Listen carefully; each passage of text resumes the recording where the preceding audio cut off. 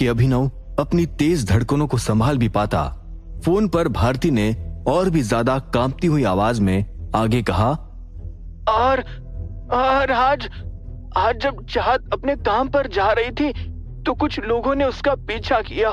वो एक बाइक पर थे और उन्होंने अपना चेहरा ढका हुआ था। चाहत बहुत डर गई है बेटा, वो रो रही थी। मुझे समझ नहीं आ रहा ये सब कौन कर रहा है। हमारा अब तो कोई दुश्मन भी नहीं है।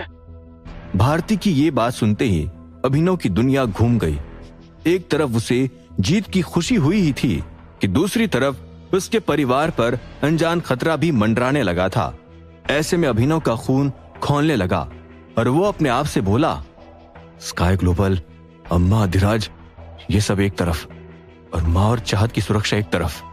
भले ही अभिनव का अब चाहत और भारती से उतना रिश्ता ना रहा हो, मगर उससे उनकी सेफ्टी की अब भी चिंता थी। जिस तरह की सिचुएशन से फिलहाल अभिनव गुजर रहा था, उससे उसे ये बात पता थी कि उसके करीबी लोगों पर भी खतरे का साया फिर से पड़ सकता है। हालांकि तभी अभिनव ने एक पल के लिए कुछ सोचा और अपने मन ही मन कहा, लेकिन अम्मा के लोग तो मुझे जानते हैं। ये साला है कौन? अभिनव ने अपनी आंखें बंद करते हुए अपने गुस्से और डर को काबू करने की कोशिश की। वो भारती को ये महसूस नहीं होने दे सकता था कि फिलहाल वो खुद कितना ज्यादा परेशान हो गया था। फिर उसने धीरे से अपनी आंखें खोली और शांत मगर गहरी आवाज में कहा, माँ, आप चिंता मत कीजिए और चाहत के साथ कुछ दिनों के लिए घर पर ही रहिए। आपके घर का सारा खाना पानी मैं आपको घर पर ही भिजवा दूंगा। मैं तब तक मोंटी से बोलता हूँ, वो आपकी घर के बाहर सिक्योरिटी का इंतजाम करवा देगा। आप बिल्कुल भी मत घबराइए, मैं सब संभाल लूंगा। बस आप इस बीच घर से बाहर मत निकलिएगा। ठीक है बेटा, भारती ने कहा, लेकिन उसकी आवाज में डर अब भी झलक रहा था। मैं आपसे बाद में बात करता हूँ माँ, हाँ, अपना ध्यान रखना। इतना कहकर अभिनव ने फोन काट दिया। फोन काटते ही अभिनव की उंगलियां इतनी जोर से भीज गई कि उसका पकड़ा हुआ कांच का फोन भी चरमराने लगा। उसकी आंखों में इस वक्त जो गुस्सा था, उसे देखकर कोई भी इंसान कांप सकता था। अभिनव को इतना तो एहसास हो गया था कि भारती और चाहत के पीछे अम्मा जी नहीं, बल्कि उसका कोई और दुश्मन पड़ा था। ऐसे में अभिनव उस दुश्मन का पता लगाकर उसकी खाल उधेड़ देने वाला था। इसलिए एक भी पल बर्बाद किए बिना वो तुरंत अपने फोन से मोंटी को एक मैसेज टाइप करने लगा। उसके हाथ इतने तेजी से चल रहे थे कि एक पल को वो मोबाइल भी हैंग होने लगा था। मोंटी, एक क्रिटिकल सिचुएशन है। भारती और चाहत खतरे में। कुछ लोग उन पर नजर रख रहे हैं, उनका पीछा कर रहे हैं। मुझे नहीं पता वो कौन है, लेकिन मुझे इससे फर्क नहीं पड़ता। मैं चाहता हूं कि अगले 1 घंटे के अंदर उनके घर के बाहर गुड़गांव की सबसे बेस्ट प्राइवेट सिक्योरिटी टीम तैनात हो। एक परिंदा भी उनकी इजाजत के बिना उनके घर के आसपास नहीं मंडराना चाहिए। 24 घंटे उन पर नजर रखो और उनके पीछे जो कोई भी है, मुझे उसकी शक्ल, उसका नाम, उसका पता, सब कुछ चाहिए। इस काम में जितना भी पैसा लगे, जितने भी आदमी लगे, लगा दो, लेकिन उन दोनों को एक खरोच तक नहीं आनी चाहिए। इतना टाइप करके अभिनव ने सेंड का बटन दबाया और वो मैसेज चला गया। मैसेज भेजते ही अभिनव ने अनन्या बेड पर बैठकर आराम से टेलीविजन देख रही थी। वो किसी बिजनेस के शो में दिलचस्पी ले रही थी, जहां पर इन्वेस्टमेंट्स की जाती थी। अनन्या को इस बात का जरा भी अंदाजा नहीं था कि बाहर अभिनव की दुनिया में कितना बड़ा भूचाल आ चुका था। अभिनव को अंदर आते देख वो मुस्कुराई, लेकिन उसकी मुस्कान तुरंत गायब हो गई जब अभिनव ने बिना कुछ कहे रिमोट उठाकर टीवी बंद कर दिया। टीवी की अचानक बंद हुई आवाज से कमरे में एक अजीब सी खामोशी छा गई। अभिनव, क्या हुआ? सब ठीक तो है? अनन्या ने उसकी आंखों में झांकने की कोशिश करते हुए पूछा।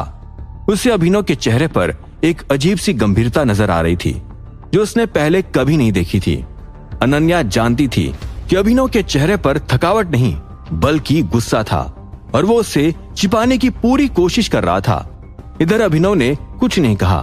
वो धीरे धीरे चलकर अनन्या के पास आया और उसके बगल में बेड पर बैठ गया। उसने अनन्या का हाथ अपने हाथों में ले लिया। अनन्या ने महसूस किया कि अभिनव के हाथ बर्फ की तरह ठंडे थे। ऐसे में वो हिचकिचाते हुए बोली, अभिनव, तुम्हें परेशान करने के लिए कुछ किया?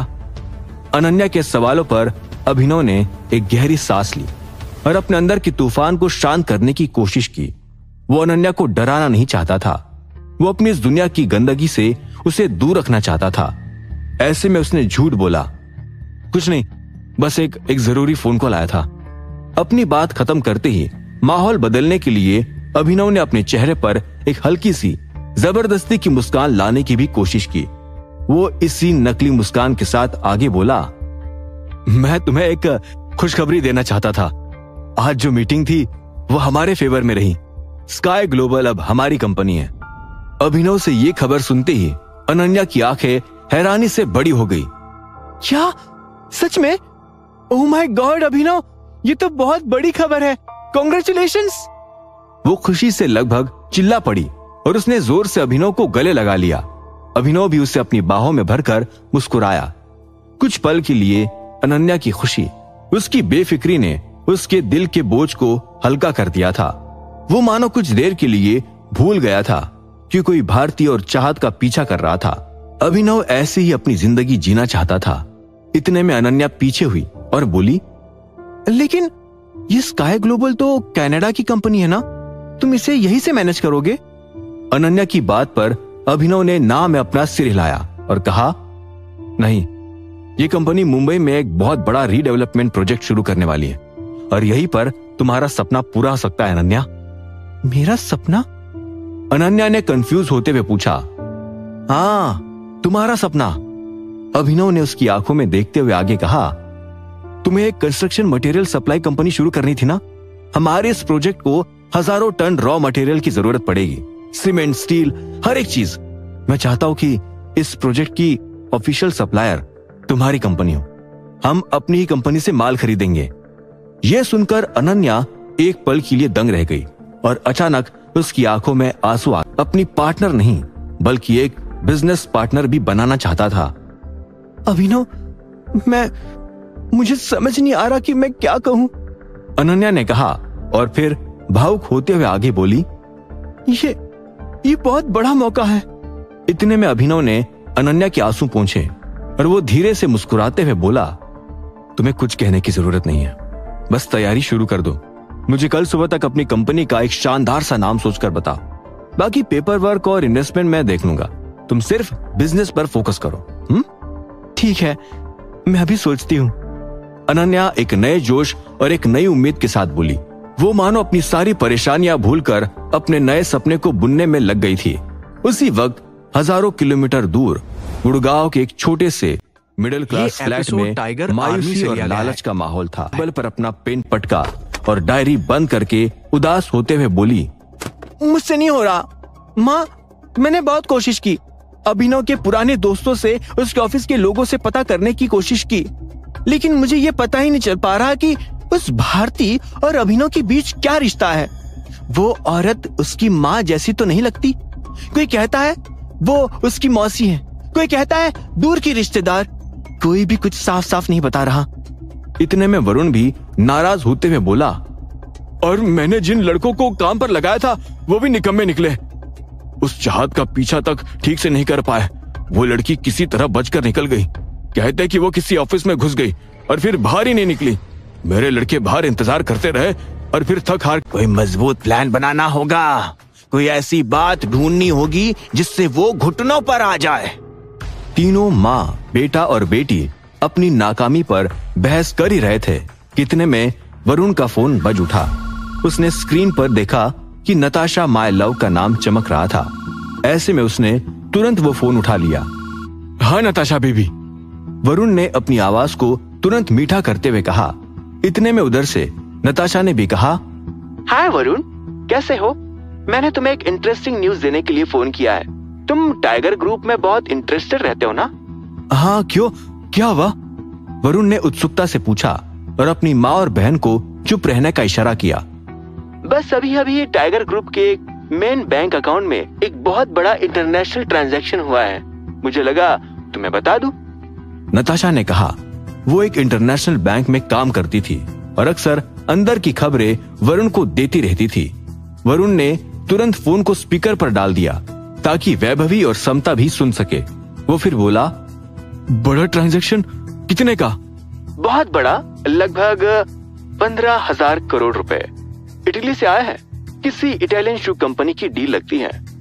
नताशा ने जवाब में कहा, 15,000 करोड़? वरुण हैरान होकर चिल्ला पड़ा। इस खबर से उस छोटे से फ्लैट में मानो एक परमाणु बम गिर चुका था। तीनों के मुंह खुले के खुले रह गए और आंखें फटी की फटी रह गई थी। उन्हें लगा था कि अभिनव अमीर था, लेकिन इतना अमीर इसकी उन्होंने कल्पना भी नहीं की थी। ये रकम उनकी सोच से, उनकी औकात से कोसों दूर थी। Thank you Natasha, thank you so much for this information, you are the best. Varun ने जल्दी से कहा और फोन काट दिया। अब वो तीनों माँ और बच्चे एक दूसरे को घूर रहे थे। उनकी आंखों में अब सिर्फ लालच नहीं बल्कि पागलपन भी था। 15,000 करोड़, समता ने फुसफुसाते हुए जोश में आगे कहा। अब तो हमें उसे ब्लैकमेल करना ही होगा। चाहे कुछ भी हो जाए, हमें उस रकम में से अपना हिस्सा चाहिए। 100 करोड़, 200 करोड़, हमें मुंह मांगी कीमत मिलेगी। कुछ घंटों बाद मुंबई के इंटरनेशनल एयरपोर्ट पर एक प्राइवेट जेट लैंड हुआ। उसमें से ऋषिराज बाहर निकला। उसने एक महंगा सूट पहना हुआ था और उसकी आंखों में एक शातिर चमक थी। उसने एयरपोर्ट से बाहर निकलते ही अपने हाई लेवल कनेक्शंस का इस्तेमाल करना शुरू कर दिया था। 1 घंटे के अंदर उसके पास मुंबई और आसपास के सभी बड़े रॉ मटेरियल सप्लायर्स के कॉन्टैक्ट नंबर्स, उनके बिजनेस टर्नओवर और उनकी कमजोरियों की पूरी लिस्ट थी। उसने अपने टेम्पररी आलीशान ऑफिस में बैठकर एक एक करके सबको फोन लगाना शुरू किया। हेलो मिस्टर शर्मा, मैं विराट मटेरियल से बात कर रहा हूँ, ऋषिराज ने कहा और फिर अपनी दमदार प्रोफेशनल आवाज में आगे बोला। हम मार्केट में एक नए प्लेयर हैं और हम आपके साथ बिजनेस करना चाहते हैं। अगर आप रातों रात अपनी जिंदगी का सबसे बड़ा मुनाफा कमाना चाहते हैं तो कल सुबह 10 बजे ग्रैंड ओशन होटल में एक जरूरी मीटिंग के लिए पहुंच जाइएगा। और पेमेंट की चिंता मत कीजिए, वो आपको ऑन द स्पॉट इंस्टेंट मिलेगा। हम सिर्फ कैश में डील करते हैं। एक के बाद एक ऋषिराज ने हर सप्लायर को यही मैसेज भेज दिया था, क्योंकि लालच एक ऐसी चीज है जिसे कोई मना नहीं कर सकता। इसीलिए ऋषिराज को लोगों को अपनी तरफ खींचने में कोई प्रॉब्लम नहीं आई थी। उसकी मुंबई के रॉ मटेरियल मार्केट पर कब्जा करने की तैयारी पूरी हो चुकी थी। अब आगे क्या होगा? क्या मोंटी भारतीय और चाहत को सुरक्षित रख पाएगा? अनन्या अपनी नई कंपनी का क्या नाम रखेगी? और क्या वो अभिनव के प्रोजेक्ट में उसकी मदद कर पाएगी? क्या होंगे इन सभी सवालों के जवाब? जानने के लिए सुनते रहिए आगे।